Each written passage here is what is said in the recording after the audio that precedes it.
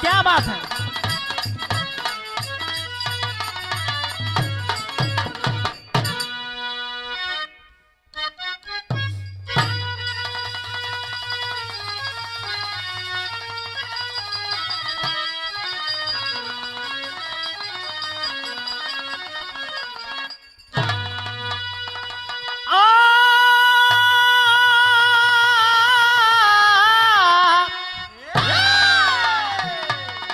हो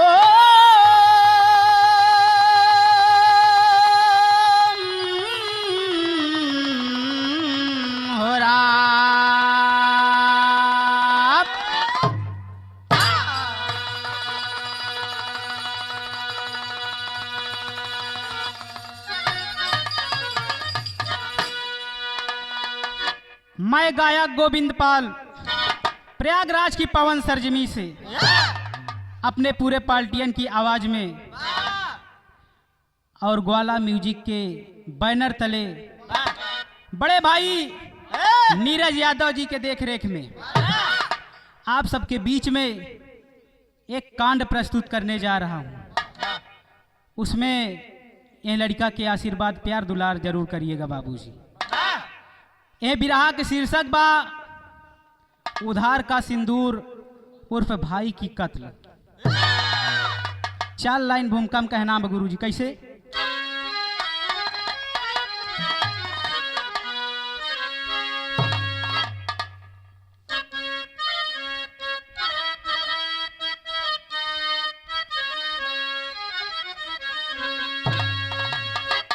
भले आप बांधी लो दरिया की सरिता, लेकिन ना रुकेगी ये जुल्मी जवानी। ए बंदे खुदा के बनो ना नादान, मिलाओ न खा के में तुम जिंदगानी। प्रेम आपस में हीरे और रांझा किए, मजनू के प्रेम में लैला हुई है दीवानी। अरे प्रेम अजय अनीता से हुआ सुनो, बनी प्रेम की एक अद्भुत कहानी।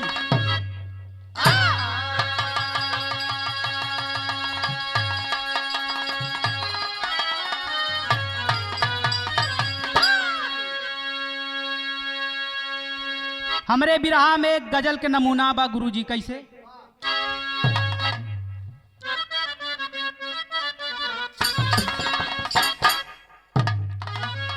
अरे दिल का क्या करे साहेब, हम उन्हीं पे मरते हैं।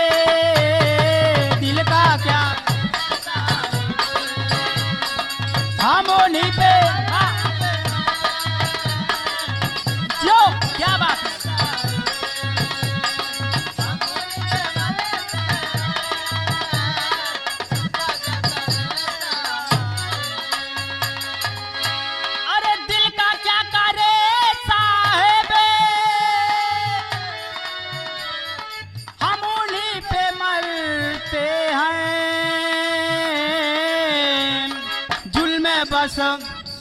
जुल्म बस इतना है, जुल्म बस इतना है, हम उनसे प्यार करते हैं। जुल्म बस इतना है जो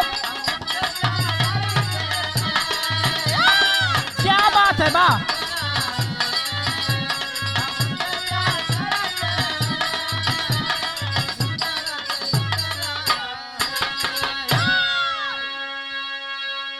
इस समय बाबू लोग अपने ही अपने को मार काट रहे हैं। इस दुनिया कलयुग में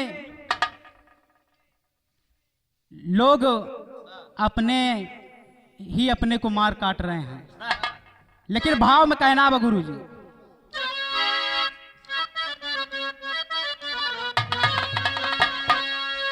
अरे बन जल्लाद जालिम तुम,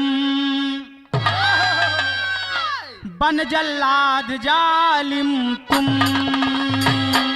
जुल्म क्यों ढाते हो।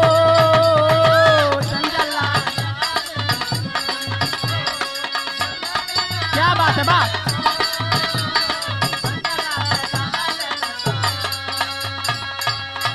हे बन जल्लाद जालिम तुम, अरे जुल्म क्यों ढाते हो। अपने हाथ अपने को, अपने हाथ अपने को, अरे आप क्यों मुआते हो। अपने हाथ आप क्यों मुआते हो।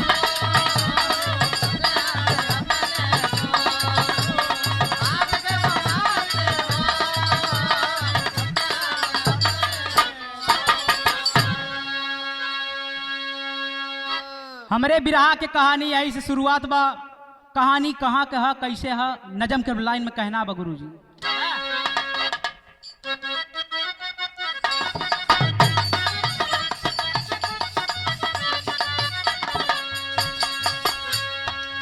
जिला वैशाली बिहार की कहानी है, बिलखती कलम है आंखों से बहता पानी है।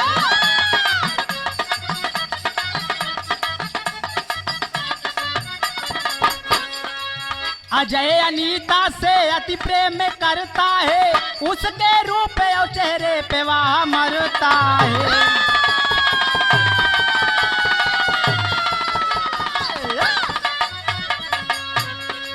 दो दिलों के बीच में एक दीवार खड़ा, मुसीबत आ था बड़ा भाई कुंवार पड़ा।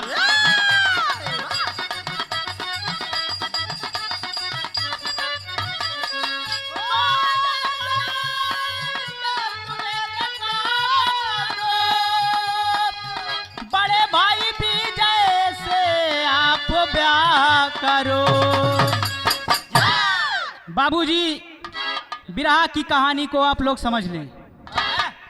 बिहार राज्य के वैशाली जिले की एक कहानी है। एक गांव में एक प्रेमी प्रेमिका अजय और अनीता रहते थे बाबूजी। दोनों में आपस में बहुत प्रेम था। धीरे धीरे समय बीतता गया। जब शादी हो गई, अनीता हो गई, तो उनके माता पिता एक दिन अपने घर में विचार करते हैं कि उसका विवाह कर दिया जाए। इतना बात उनके माता पिता कर रहे हैं। रात में सुनती है अनीता और सुबह होता है अजय से बताती है। सारा दास्तान अजय से बता देती है बाबूजी। कहती है अजय हमारे माता पिता हमारी शादी की बात कर रहे हैं और मैं शादी के लिए तैयार नहीं हूं। मैं शादी करूंगी तो आपसे ही करूंगी और किसी से शादी करूंगी नहीं। अजय कहता है अनीता अब आप हमें मुसीबत में डाल रही है। मुसीबत यह है कि हमसे बड़े अभी हमारे भैया बचे हैं। बिना उनके शादी हुए हमारी शादी कहां हो सकती है। तब अनीता कहती है कि अब क्या करें। अजय कहता है बाबूजी, अनीता से कहता है कि आप एक काम करो, हमारी बात मानो, हमारे भैया जी से आप शादी कर लीजिए और शादी के बाद भैया गुजरात में नौकरी कर रहे हैं और शादी के बाद भैया नौकरी पे चले जाएंगे और हम आपस में हमारा आपका प्यार चलता रहेगा। तो हमारे बिरहा में तर्ज लगल गुरुजी कैसे।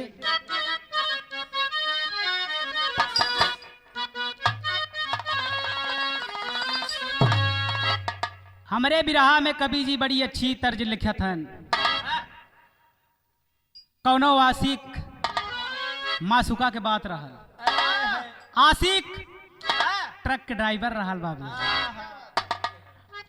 और अपन ट्रक ले है रोड पर से जात रहन ओकर झमाझम चला जात रहन और ओकर मासुका वही ट्रक के आगे आई जाती का हट जाना हम चढ़ाइन देव। अब हमें बिरी कुरी बा नहीं कहना कैसे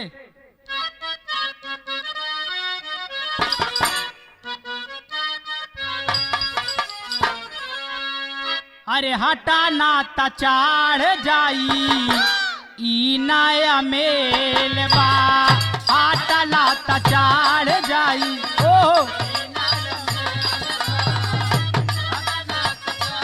ओ बा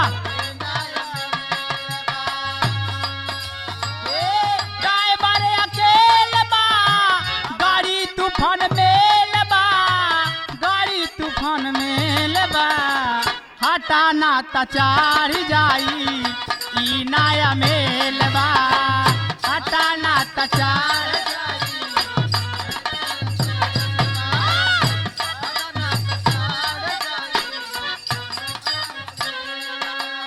ये तो तर्ज रहा लेकिन इसी भाव में अनीता अजय से कहा था अजय आप जौन कहिए तौन हमारे आपके बात हमारी स्वीकार बा कहना भाव में गुरुजी कैसे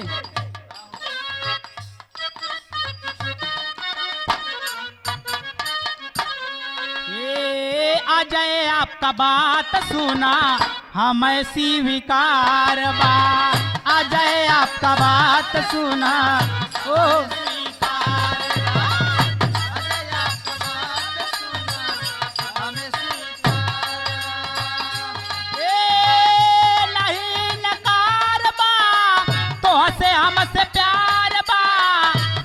हमसे प्यार बा अजय आपका बात सुना हमें स्वीकार बा अजय आपका बात सुना हमें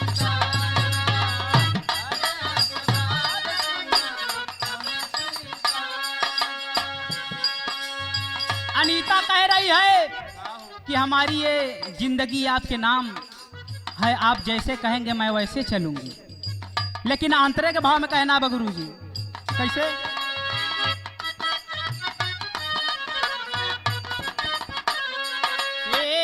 फसली चिड़ैया बहेलिया के जाल में फसली चिड़ैया बहेलिया के जाल में जाने न केहू बाबू बाट काला दाल में जाने ना जाने न के हो बाबू कहानी तवा दिन का हमें इंतजार बा आपका बात सुना हमें स्वीकार बा आ जाए आपका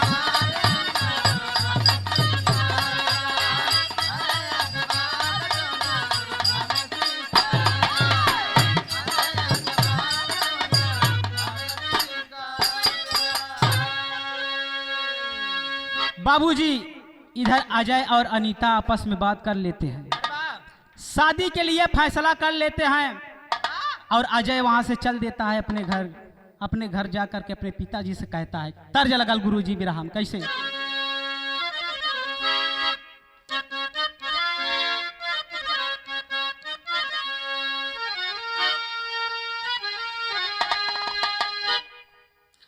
अरे चढ़ली जवानिया के अरे चढ़ली जवानिया के बोल जानी खोला पपिहरा हरि का बोल जानी बोला पपिहरा ओ वाह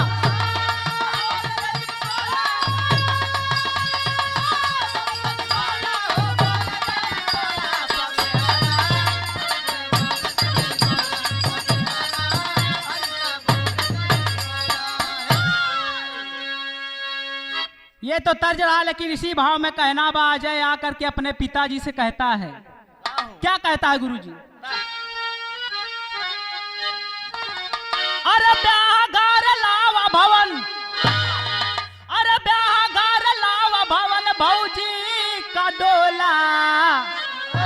लाला नावा आ घर बाबू से बोला, लाला नावा आ घर बाबू से बोला।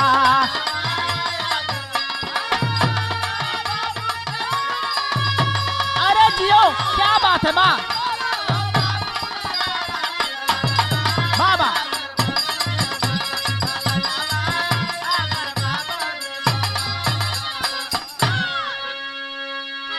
अजय अपने पिताजी से कहता है कि पिताजी, एक अनीता नाम की लड़की है, बहुत सुंदर है। कहना अब आंतरिक भाव गुरुजी।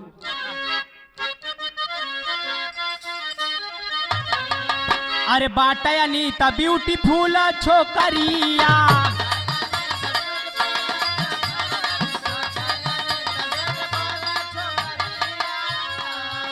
अरे विजय भैया कराई गुजरात में नौकरिया।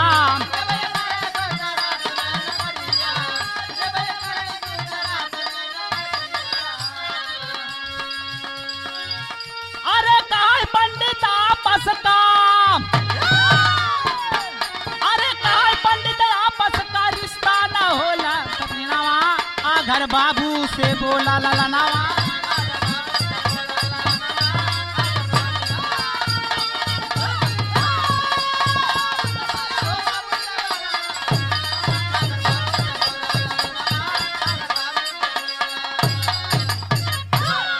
अजय अपने पिताजी से कहता है, पिताजी अनीता बहुत सुंदर लड़की है और विजय भैया भी अपन गुजरात में नौकरी करत है, अच्छा पैसा कमात हैं, उनका शादी अनीता से कही दे। तब उनका पिताजी डांट कर कहते हैं, ए अजय, तुम्हारा दिमाग खराब है, ये बताओ इतना आपस का रिश्ता कब होता है। कहा था अजय, कहा था नहीं पिताजी, अगर आप चाह ले ही तो हो ही जाए। कहा ठीक बात है, तुम्हार बात हमें स्वीकार बा, लेकिन जा करके वो लड़की के पिताजी वाले से कह दीजिए। इतना आज्ञा पाए के अजय चल देता है। अगले अंतरम कहना आप गुरुजी।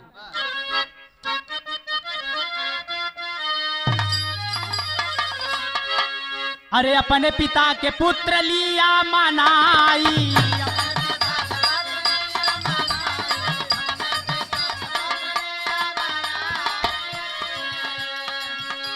अनीता के मौसी को दिया बताई।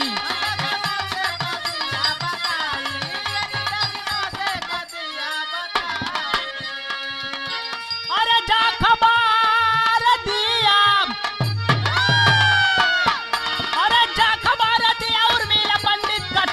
लाला नावा आ घर बाबू से बोला।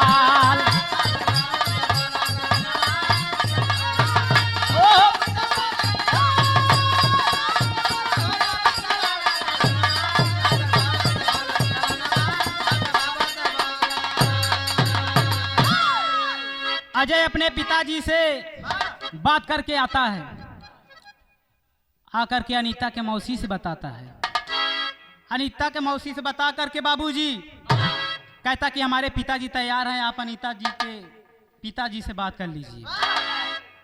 और अनीता के मौसी अनीता के घर पहुंच कर जाती है। बाबूजी उनके माता पिता से बात करती है, कहती है बढ़िया अच्छा घर दुआर बा, होनहार लड़का बा, लंबा तड़ंगा बा,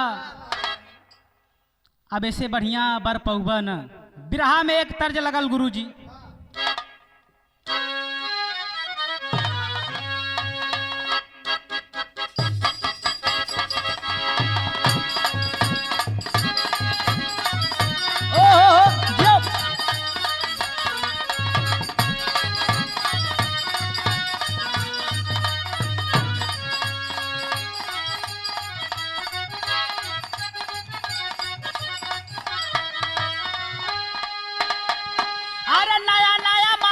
गाड़ी बेमिसाल बा,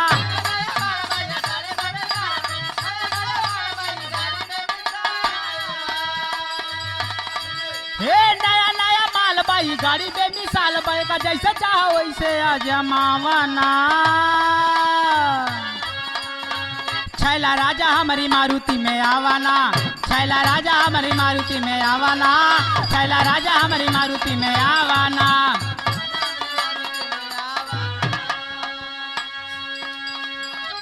या तो तर्ज रहा, लेकिन इसी भाव में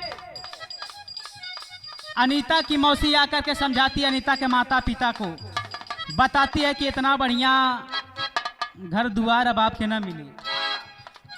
कहना गुरु जी भाव कैसे?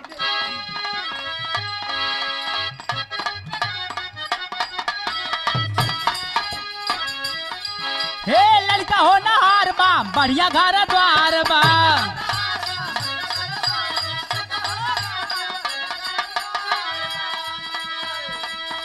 हे लड़का हो नहार बा, बढ़िया घर द्वार बा, अब तानी कौ तू देरे लगावाना। चला शादिया के डेट धरावाना, चला शादिया के डेट धरावाना, चला शादिया के डेट धरावाना।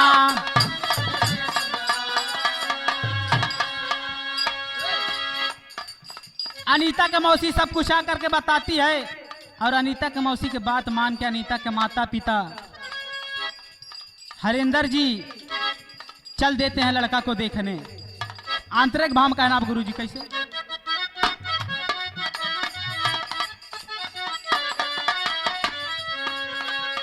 जिला वैशाली से हरेंद्र आए, देखे विजय का जियारा जुड़ाए।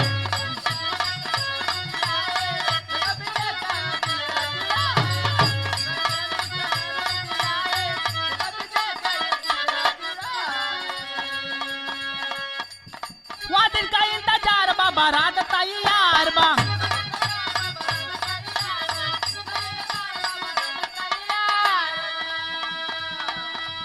वह दिन का इंतजार बा, बारात तैयार बा।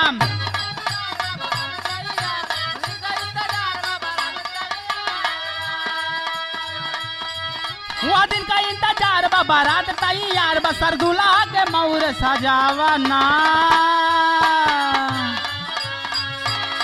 विजयानीता के भावर फिरावाना, विजयानीता के भावर फिरावाना, विजयानीता के भावर फिरावाना।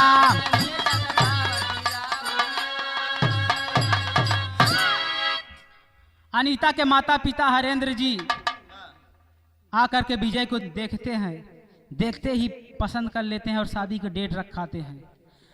और विजय की बारात हरेंद्र के द्वार पर आती है बाबूजी, और अनीता की शादी विजय के साथ में हो जाती है। अब बिरहा में टेरी के भाव में कहना गुरु जी।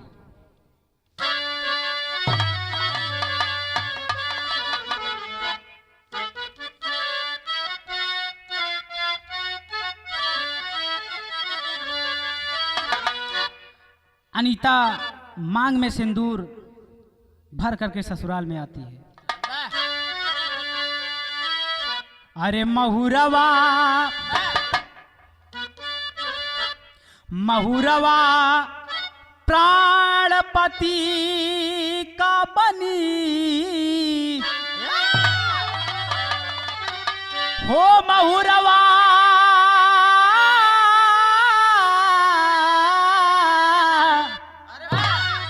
अरे महुरवा प्राणपति का बनी, तमगनी का सेंदूर साजे सजनी आए ससुरवार ससुरवार सर।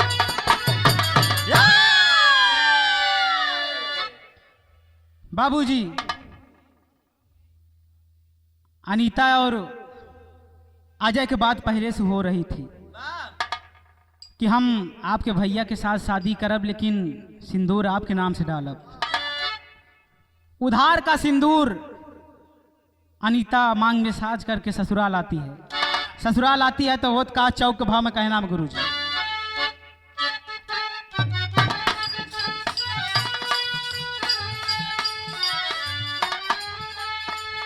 हे बेटी के बाबू की है विदाई,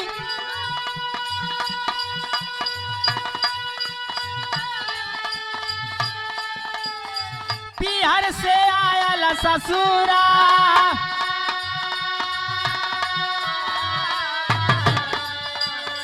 जुट को दिन मुंह सब देखा,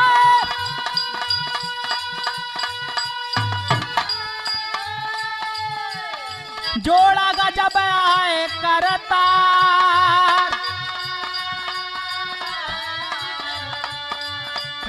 हुआ शाम गई से जयनीता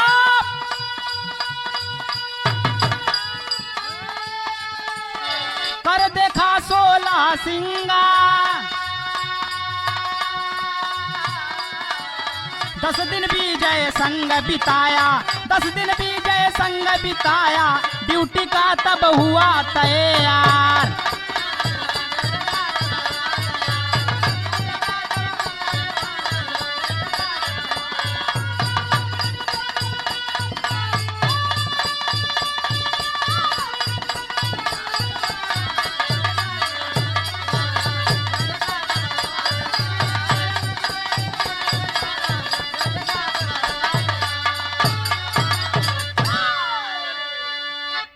अनीता बाबूजी अपने घर से ससुराल आती है और ससुराल में आती है तो 4 गांव के मेहररुअन जुटत हैं कहत हैं चली देखिए आई पतोहिया कैसन बा फलाने के पतोहिया कैसन बा आके के देखत हैं कहत हैं जोड़ा एकदम भगवान एकदम जोड़ा बहुत बढ़िया दे हैं जैसे राम और सीता के जोड़ी बाबूजी 10 दिन विजय अनीता के साथ में रहता है और 10 दिन के बाद वह बाहर जाने के लिए तैयार होता है अपने ड्यूटी पे जहाँ रहता था गुजरात में। लेकिन आगे पापड़ की लाइन में कहना गुरुजी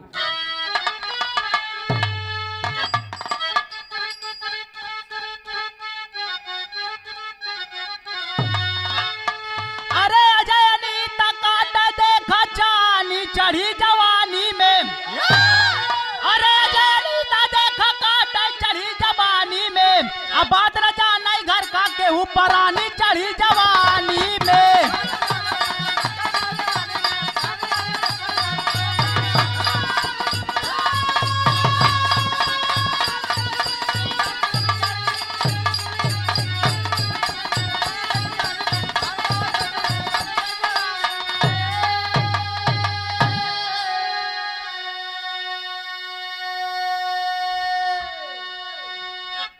बाबूजी जब विजय गुजरात के लिए चला जाता है तो इधर घर वालों के न जान में अजय और अनीता दोनों अपने आपस में प्यार का इजहार लूट रहे हैं घर में।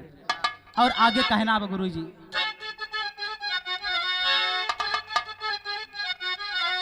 अरे भौजी संग में देवर खूब मौजा उड़ाए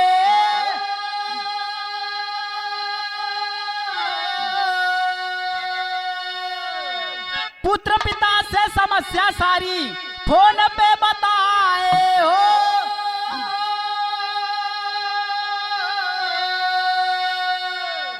अरे अजय संग अनीता बेजरानी चढ़ी जवानी में अब बात न जाने घर का के ऊपर आनी चढ़ी जवानी में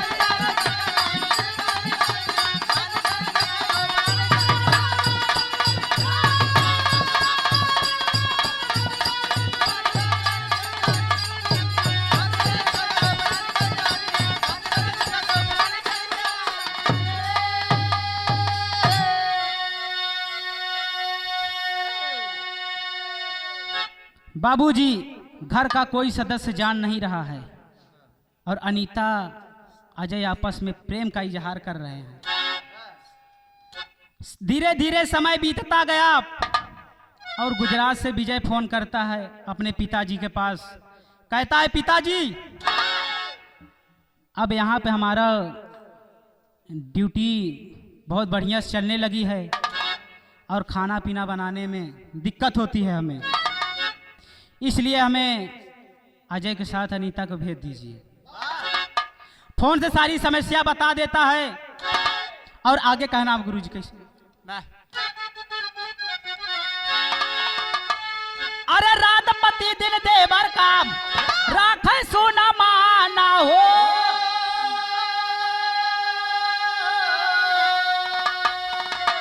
अरे सोचा अनीता सेंधुर लई ले मोरा जाना हो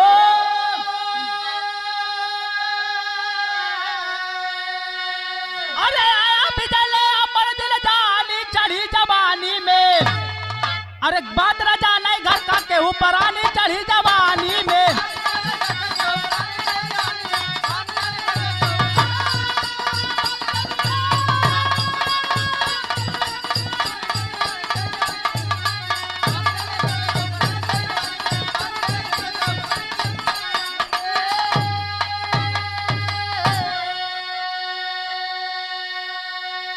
एक बार विजय अपने भाई अजय और अपने पत्नी अनीता को लेकर के घर आता है बाबूजी।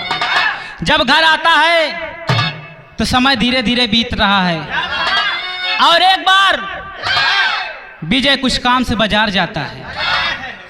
जब बाजार जाता है तो घर में सुनसान देखत है अजय अनीता दोनों आपस में प्रेम कर रहे हैं, गले लिपट रहे हैं बाबूजी।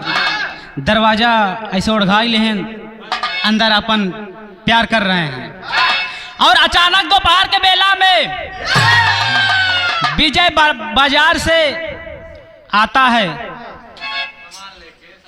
सामान लेकर के अपन बरबेसानी करके बाबूजी घर आता है और डायरेक्ट घर में घुस जाता है। दरवाजा खोल करके ठेल करके घुस जाता है। घुस करके देखता है बाबूजी दोनों अजय और अनीता आपस में लिपटे हुए हैं। ये देख करके अवाक रह जाता है, कहता है ओहो, मैंने जिसको अपना भाई अपने जिगर का टुकड़ा माना और अपने पत्नी को अपने कलेजे से बढ़ करके माना बाबूजी, लेकिन इन्होंने आज हमारे साथ बहुत बड़े दगा किए हैं। इतना सोचते हुए अजय को मार करके अपने घर से विजय निकाल देता है। जब निकाल देता है बाबूजी तब अजय दिमाग में ठान लेता है कि आपको हम छोड़ेंगे नहीं। एक दिन की बात है, अजय 2 कातिल लगवा करके विजय को घर से उठवा देता है। रात के समय 10 दिसंबर की बात है, विदेशिया में कहना बा गुरुजी।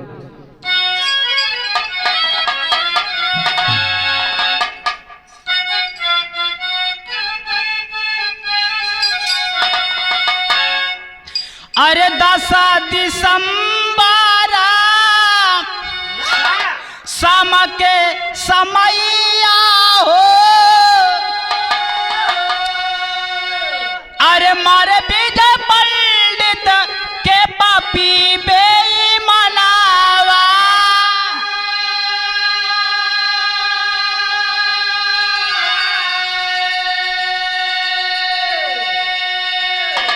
दादुल पंडित संग संजय बिरानावा हो, अरे रिपोर्ट कराए जाके वैशाली थानावा,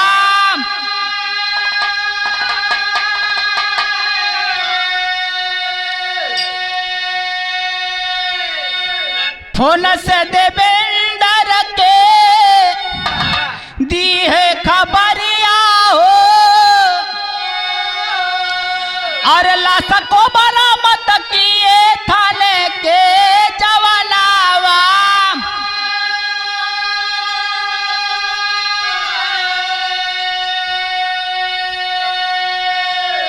माई बाबू रोवई संग संजय बिरानवा हो, अतड़ पही दमित मारायला रही सुगनावा,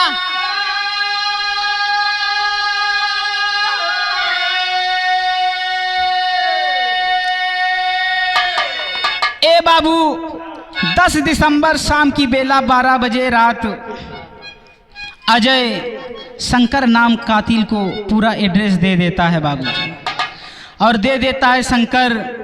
रात 12 बजे विजय को घर से उठा लेता है और उठा करके गांव के बाहर एक जंगल, उसी जंगल में ले जा करके विजय का गला रेत देता है।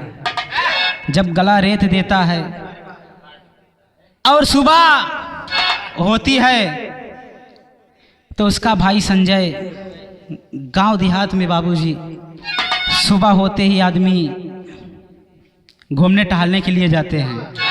जब उसका भाई संजय गांव में घूमने के लिए सुबह सुबह जाता है और वहां हल्ला होती है, चर्चा होती है कि गांव के जंगल में एक नौजवान हट्टा कट्टा आदमी मरा कर फेंका गया है बाबूजी। जब इतना खबर संजय सुने तो दौड़ करके वहां जाता है बाबूजी और देखता है, देख करके दंग रह जाता है। देखता है उनके बड़े भैया विजय की लाश से पड़ी हुई है बाबूजी। देख करके कलेजा दहल जाता है और रोने लगता है। आकर के घरे अपने पिताजी से सारा समाचार बताओ था और उनके पिताजी तुरंत थाने में रिपोर्ट दर्ज कराए। रिपोर्ट दर्ज करा के थानेदार लाश को बरामद करके पोस्टमार्टम के लिए भेज दिए बाबूजी। लेकिन आल्हा के लाइन में कहना गुरुजी,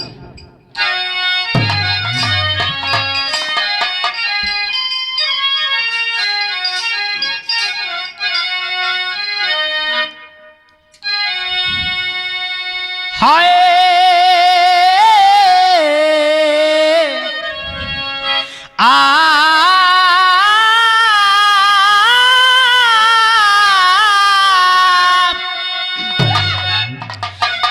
अरे अज्ञात फोल सतिए देवंदर के सूचनवा भैया।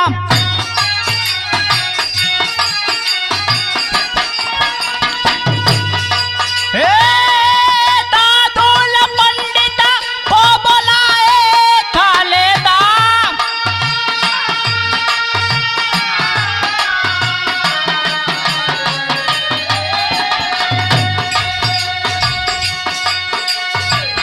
पूछे देवेंदर का तीसरा ललनवा बाबू।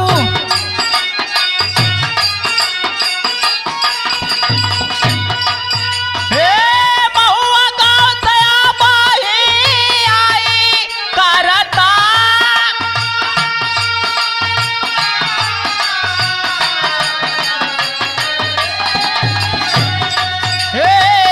उधारा कैसे अनीता जननवा भैया।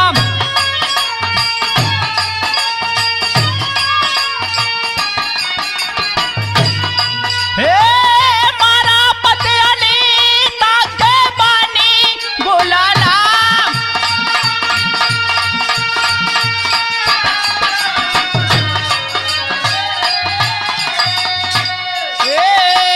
भेज जी पे आ जाएगा बोलाए घाट थानवा भैया।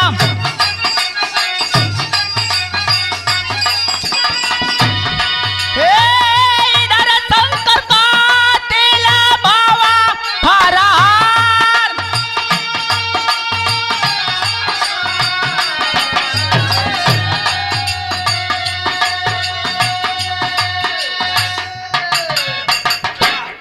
बाबूजी एक दिन दरोगा साहब थाने से फोन करते हैं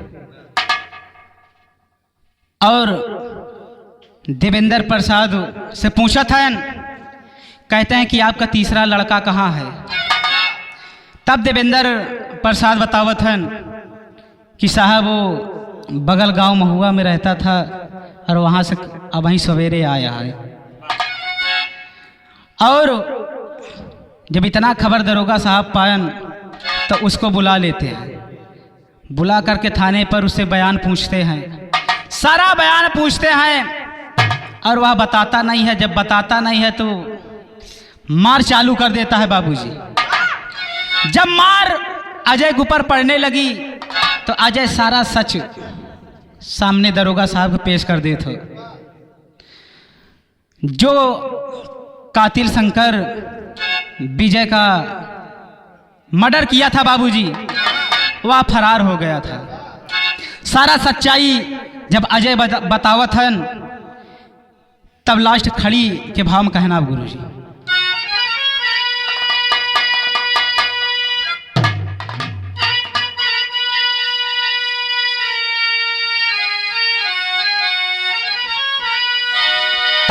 सहोदर को मुआए लाया दामन में दगिया,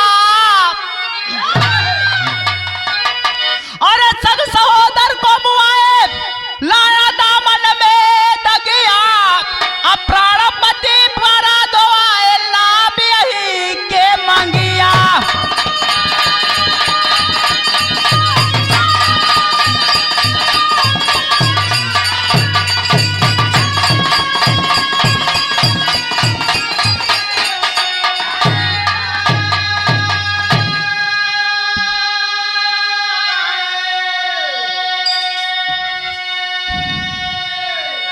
बाबूजी अजय और अनीता दोनों की राय से विजय का मर्डर हुआ था। और आगे कहना बाबू। अरे अजय अनीता तब गए जेल थानावा,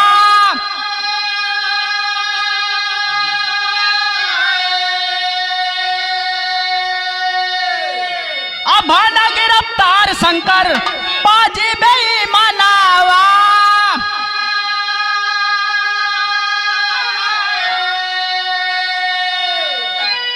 अरे पूरा परिवार मिलकर धन के आगे में आ गया,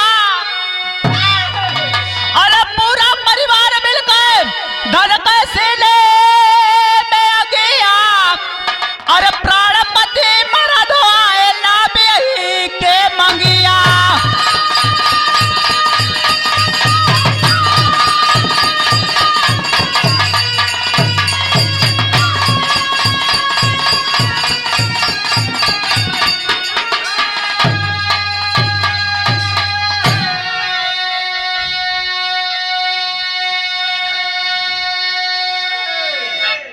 बाबू अजय अपने सग भाई को मरवा देता है और अनीता अपने प्राणपति को मरवा करके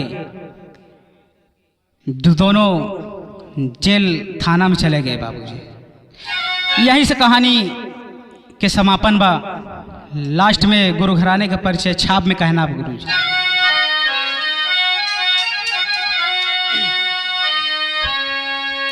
अरे भोला बाबा दीन दयाराम भय स्वर्ग के वासे,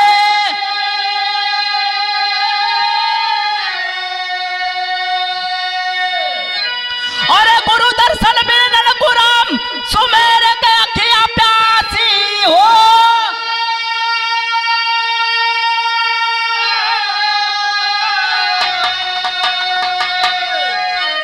अरे महुरवा प्राणपति का बनी तबाटे गोविंद पाल